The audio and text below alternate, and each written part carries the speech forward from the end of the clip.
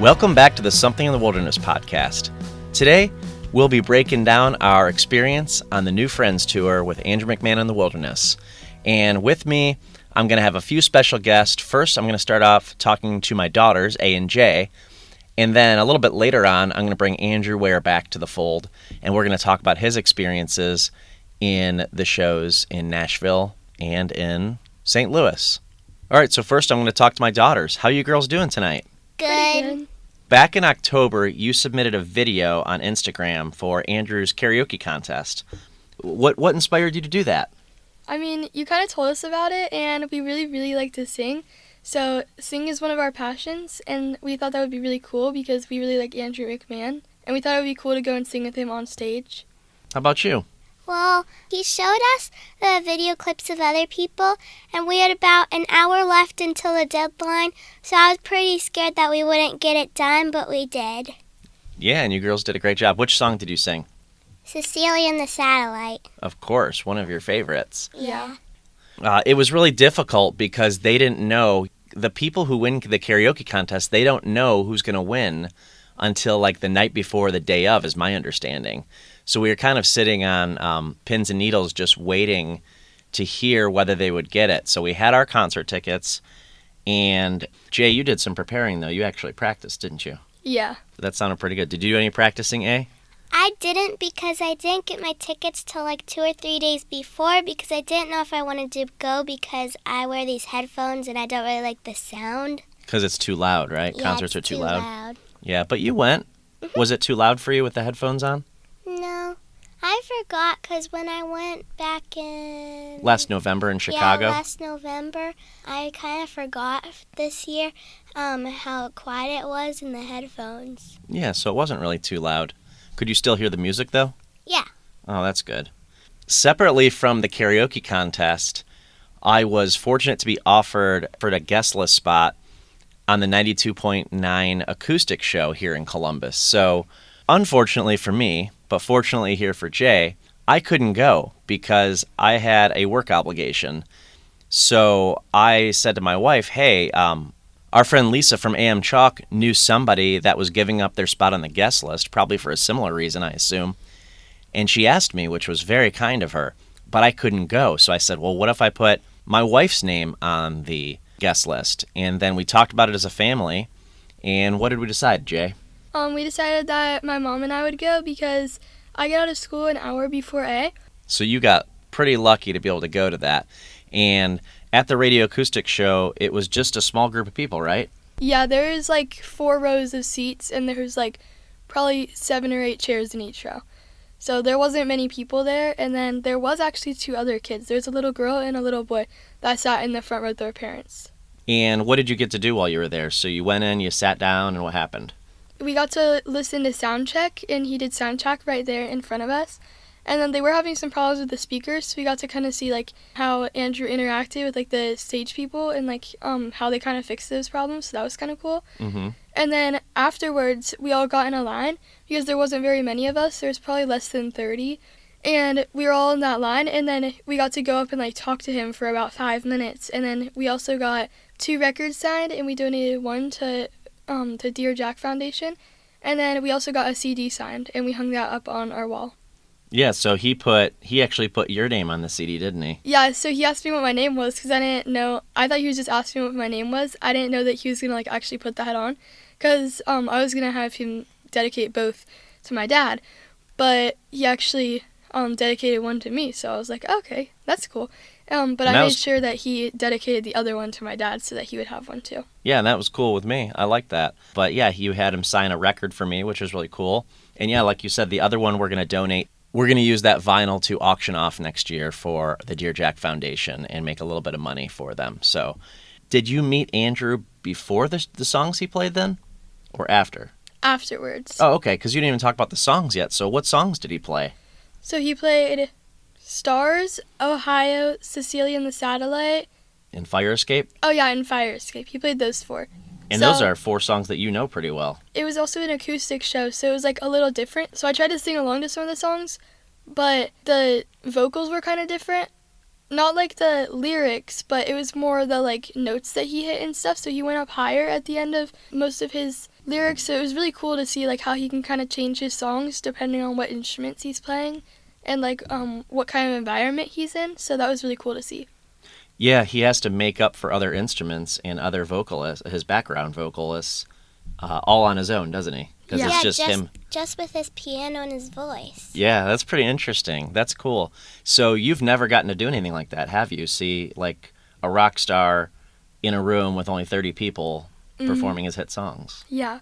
That's pretty exciting. And what was it like to meet him at the event? Did you got to talk to him then? He asked your name. So we did talk to him, and he is super nice in person. Like, they always say never meet your heroes, but, like, he's one of my heroes, and he's, like, super nice in person. Like, if you get to meet him, then I would definitely take the opportunity, because he's, like, a normal person that you would just, like, talk to as, like, an old friend. That's cool. I agree. That's every interaction I've had with him. I would agree with that. You know, separately from the acoustic show, because you both applied to be a singer in his karaoke contest, although you didn't get picked, his manager did message your mom on Instagram and say, what did he say in the text? He said that even though we didn't win, he said that Andrew McMahon kind of wanted to meet us because he thought we were like really good singers. I don't think when his manager messaged you, he knew that you were the kid at the acoustic event, though, right? Yeah, I don't think he did. But you told Andrew that or not? Yeah, we did. Okay. And so but then you said, we are coming tonight, we are bringing your little sister, right? And then we also gave him a crochet duck because recently my mom and I have gotten into crocheting, so we crocheted him a little duck to represent his duck floaty. And also at the acoustic show, he told us that his duck was murdered, and and one night on the tour when it got back to the stage, there was a huge gash in it. So he was kind of laughing about that because he was asked some questions as well after the songs and like before the meet and greet, like just random questions like I noticed you crowd dived a lot, like what is the reason behind that? And he just said like it's really fun, and my fans were like super supportive and stuff. But yeah, he mentioned that after they asked him that question, so I thought that was kind of funny. Yeah, so that would be why he doesn't use the camouflage duck on the tour anymore. He's back to using the La La Llama. Is that what he calls it? Yeah, he called it the La La Llama and La La Llama.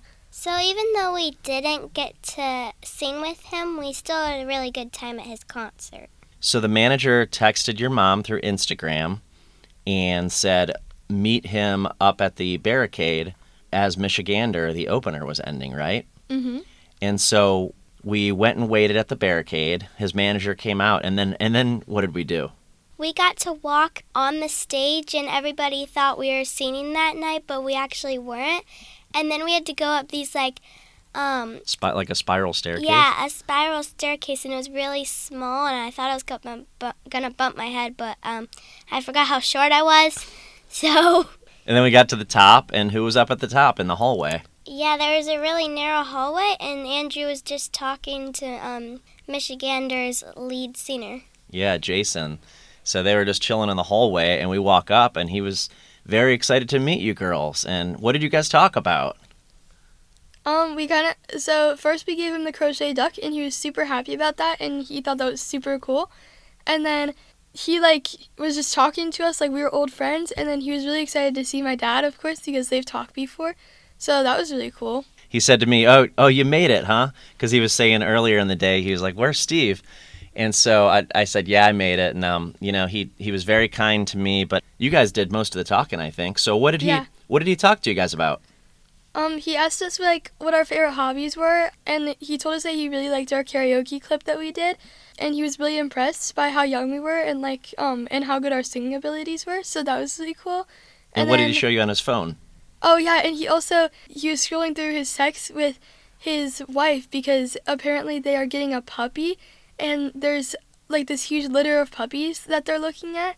He was really excited about that because we got talking about animals, because one of A's favorite hobbies is animals and stuff. She loves going and visiting animals at the Humane Society and just animals in general. Did you know that he had a dog that passed away last year before our dog passed away? Oh no, I didn't know that. Yeah, I didn't know that. Yeah, her name was Doris Day, and she even has a song written about her. Oh, she does? Yeah, so it was kind of a coincidence that his dog passed away last year, and then our old dog, who we loved, passed away this year. But then I also find it a coincidence now that I'm thinking about it. So Andrew showed you some puppies on his phone, said he was going to get a puppy. What did we do this week? We got a puppy. Isn't that weird? Yeah. I feel like he may have subliminally planted something in my mind, and suddenly we have a puppy. We have a brand new puppy. And what's her name? Minnie, like in Minnie Mouse. Minnie Rose, right? Yeah, Minnie Rose. Yeah, so we have a brand new puppy in the family. And I gotta say, I feel like Andrew had something to do with that subliminally. I didn't realize it until we said it out loud. We've got a puppy now, and she's doing great, isn't she? She's so cute. We're training her with a bell on the door, and she's been super good at like going and hitting it with her nose, and then like we'll let her outside, and then she gets like a tiny little treat if she goes potty out there. Yeah, she's a pretty good dog. So thanks, Andrew, for putting that idea in the kid's head, and now our lives are changed forever because of it, in a good way, though. All right, so let's talk about the show. So I thought what was interesting about meeting Andrew backstage is that it wasn't 5 minutes after we talked to him that he was out on stage playing piano. What was that like to see this guy backstage talk to him like you're having a conversation with a friend, and then we walk out, and suddenly he's out on stage with us, or in front of us? What was that like? I mean, we had just gotten back to our seats, and then he was walking through the crowd and singing Nobody Tells You When You're Young.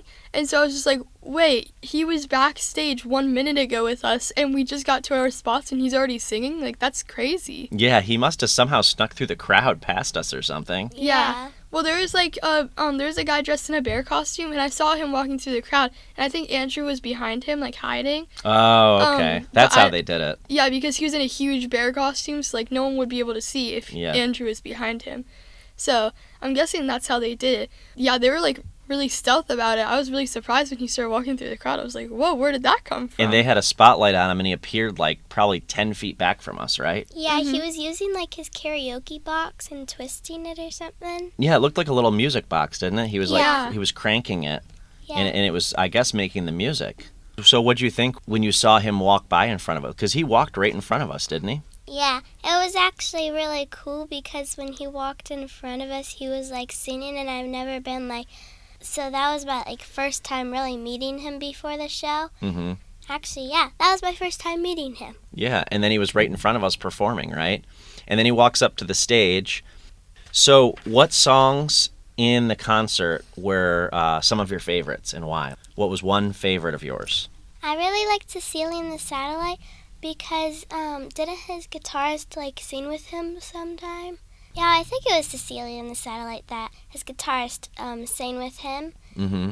And then... Oh, yeah, they do So Mikey and Mikey and Bobby both do backup vocals. Yeah. They sing they sing for him.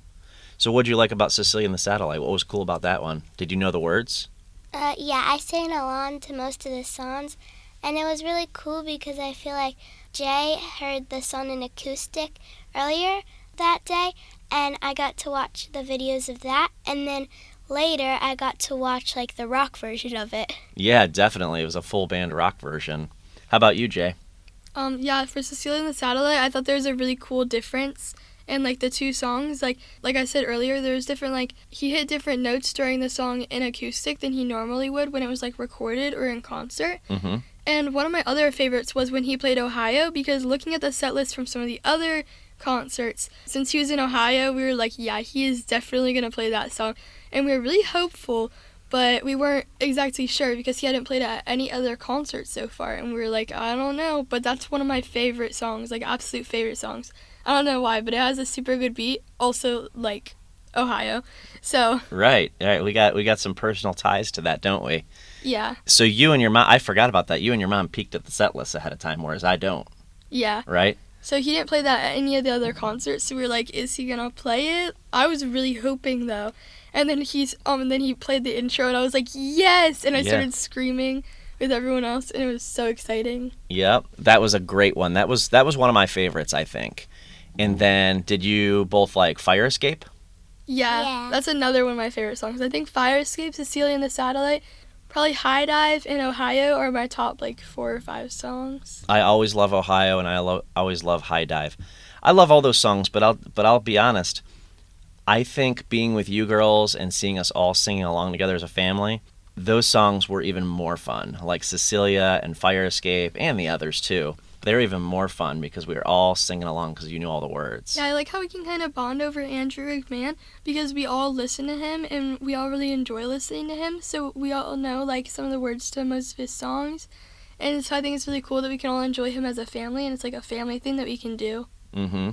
Yeah, and also I wanted to bring up the like transitions in between the songs like he did. He had like a camping theme kind of, and like they were like animals on the high dive or something, and he would like during Taylor Swift and the Eras tour, they would do like she would jump into the water, Mm-hmm. and then she would like be like, I'm the man, and then Andrew would be like, well, the animals are jumping off the high dive. Yeah. So he would like introduce the songs and like tie it to the set, like what was going on around him, right? Yeah. Like there was the dog. Oh yeah, I the love skeleton the skeleton dog. Yeah. That was super cool. Yeah, and then there was the like the LED lights that were supposed to look like flames. Oh yeah. And there was a campfire, right? Mm-hmm. Yeah, that was really cool. One of my favorite things about the set had to be what happened in the tent during Rainy Girl. What happened? Oh, I Do you remember loved Rainy that. Girl? Yeah. So during Rainy Girl, Bobby and Mikey were in the tent doing shadow puppets, and it looked like a snake singing Rainy Girl with him. Yeah. Anytime he would like hold a note, they would like open their hands super wide, and then the crowd, whenever the crowd would start laughing, Andrew McMahon would be like, guys, I'm trying to have a serious moment here. Why are you laughing? And after like the third time, he was just like, you know what? You can laugh if you want. I'm still gonna play this song. And then finally, It was a really serious song, so it was kind of surprising they did that. And so he finally turned around and he was like, guys, what are you doing in the tent? Why are you doing this? I'm trying to have a serious song here, have a heartfelt moment with the crowd. And so it was super funny because it was like a really comical part where like you could see why they were all like friends and like, it was just really funny. And I liked how they did skits in like between some of the stuff, like when they were talking to the skeleton dog that was on the back of the stage. Yep. And like how A said like the snake in the tent. That was super cool. I really liked that. Yeah, that was fun. How about the La La Llama? So we got to see him start La La La. He played most of it, and then suddenly the llama comes out. Not unexpected because, do you remember we saw it backstage when we were going up the stairs? Yeah, also, they're struggling to get the llama onto the stage, so he, like, paused in his song, like, ready to get on the llama, and then it wasn't there, and then he just, like, waited for, like, a minute or two, and then they finally got it out, because there's a really... narrow area, yeah, right? It's super narrow right there, and so it was really hard for them to get the llama out, and so you just saw the llama's head pop out onto the stage every now and then they finally gave it, like, one final shove, and then it finally went through, so they were able to... have him go on the La La Llama, but it was getting super close, and I was like, uh-oh, it's almost been like 2.5, 3 minutes. Like, are they gonna like get it out, or like are they just gonna have to do without the La La Llama? So up to that point, for the majority of the show, did you feel like we had a pretty good view of the stage? Were you able to see okay? Yeah. So what I really liked is they had the railing there. Mm-hmm. I felt like if it was all on one floor and they didn't have a railing, not many people would survive the whole thing. Well, yeah, and you wouldn't see because you'd be behind somebody, right? Yeah. So it was nice that they had that couple steps up above the main floor, and we could overlook it. And there's people up in the balcony. We didn't go. Did you go up to the balcony? When I went to the bathroom, when me and Mom went to the bathroom up there, it was really cool because we could like stop up there and see what it looked like from up there a couple times, and then go back down and see what it looked like from there. Oh, so you got both views then. But yeah, I did like our view. And then so when he came out on the llama, he came right by us, didn't he? Yeah. He sailed all the way back to the bar, took a drink, and then came all the way back, and he made it, didn't he? Because the crowd was pretty tightly packed. Were you worried about him at all? Were you worried he wasn't going to make it? No, it was a pretty supportive crowd, and like and like he did mention at the acoustic concert that they did have a flimsy llama and he fell on the ground, but he said that he had a really supportive audience during that one, and they put him right back up there, and then he fell down 2 more times. But it was okay because they got him right back up there. Yeah, but not at our show, a different show, right? Yeah. Yeah. But at our show, they had a better llama floaty, and it was a lot more sturdy. And so he did not fall at all. Whereas one of the other concerts that we've been to, he did fall, and a bunch of people, like, caught him by his arms. And so he was kind of just hanging there in the air. But he was fine, and they just put him back on the float. After La La La, they took a little break, and then they came back for what is always called the encore at a concert when the band comes back out. And what did Andrew say that we all could do once they came back out for their final couple of songs? He said that he has a daughter named Cecilia, and that she always has like trouble singing at his concerts if she's in the crowd and like other people's concerts that she really likes. And so that all the kids in the crowd, if they wanted to, their parents could bring them up to the front, and we got to sit on these like little black wooden chairs in the... They're a part of the barricade, actually. Yeah. Those are the steps of the barricade. A lot of times Andrew uses that to stand on to sing to the crowd down there. But in this case, he let you kids all sit down there and watch the last 3 songs. What was that like? That was really cool because I felt like we kind of got to interact with Andrew and his band because like the rest of the bands came back on the stage and they were kind of singing, and they also threw marshmallows out. So and people were catching the marshmallows. We didn't catch any, so I'm not sure if they were like edible or if they were fake. I think they were edible, but I would not. They were edible. No, they weren't. They weren't? The little boy next to me caught one, and he tried to eat it, and his mom was like, "No, those are plush." No, they were real. Because I have a friend that got one, and she squeezed it, and it was a legitimate marshmallow. I think his mom probably just didn't want him putting his mouth on the germy marshmallow that came from the stage. Yeah. And then they invited Wilderness and Michigander up to the stage, and they sang New Friends, and then they went back to backstage. That's when they threw all the marshmallows out, right? Yeah, they threw the marshmallows and like took turns like singing and stuff. Yeah, I like how that song had all 3 vocalists. It had the Michigander singer, the Wilderness singer, and Andrew. All 3 of them sang on the song. And then like the drummers and the guitarists were like all like in the background, like drumming kind of. Yeah, dancing around, having fun, throwing marshmallows. It looked like a fun moment. It looked like they really had fun up on stage. Mm-hmm. You could tell that they were actually like really good friends. But you girls were lucky to be right up there for all of that. Then they ended it with Dark Blue, right? Which is a song we all know. Do you like that song, A? It's not like one of my favorites, but I feel like when he always plays it, usually at the very end, then people like go crazy, but I'm not wild about it. Yeah, there were some kids next to you going really wild for it, weren't there? Like, yeah, that was pretty cool to see the next generation of Andrew fans really getting into that song. All right, anything else from the show that you girls want to talk about? Any other moments that stick out to you that are worth mentioning, or? I think that's it. Well, thank you girls so much for being on the podcast. I really appreciate it. And thank you so much for going to the show because it made it extra special for your mom and I that we all got to do that together. Yeah, I think it's like different from the environment at most concerts because I feel like he has a lot of followers, but then like if he does a show in like every state in the US, then there's like certain fans that will actually come to the shows and like really enjoy it. So I feel like we had a really good supportive community there, and I don't know, like it was just super fun and like everyone was having fun. An Andrew concert crowd is very friendly, and I appreciate that. Mm-hmm. I mean, that's one of the reasons we feel great taking you girls to an Andrew concert. We wouldn't take you to just any concert. Yeah. Another thing, A and I both got matching shirts, and they're like super cute. They have little like daisy flowers on them. So they're white, and then they have little daisy flowers, and then on the back it says Andrew McMahon in the Wilderness, and they're super cute. So we each got one, and so I thought that was like a cool merch thing to get to remember, like kind of souvenir. Those are nice shirts. Did you wear yours to school this week? I wore it last week. You wore it to school last week? Yeah. Cool. Well, again, thank you girls for being on the show, and I'll tell you what, we'll have to go to another show in the future, and then you can come back and tell us about it, okay? Okay. I think that would be really cool. All right, thanks. And come back later this week from part 2 of this episode, where I talk to Andrew Ware about his experiences at the New Friends Tour.